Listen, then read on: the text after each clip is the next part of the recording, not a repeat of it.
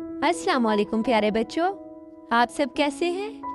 क्या आप जानते हैं सोने से पहले एक प्यारी सी दुआ पढ़ना सुन्नत नबवी है।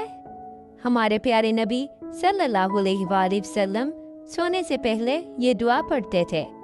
इसलिए बच्चों, जब भी हम सोने जाएं, हमें अल्लाह ताला को याद करते हुए ये दुआ पढ़नी चाहिए।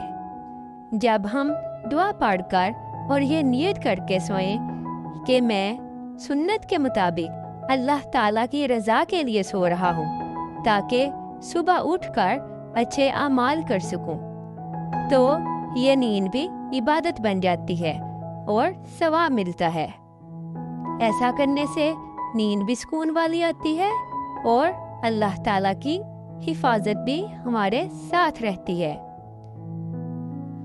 बच्चों, सोने से पहले की दुआ ये है, अल्लाहुम्मा बिस्मिका अमूतु व अहया।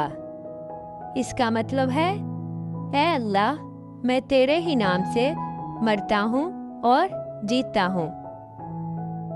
चले अब सब मिलकर दोहराएं, अल्लाहुम्मा बिस्मिका अमूतु व अहया।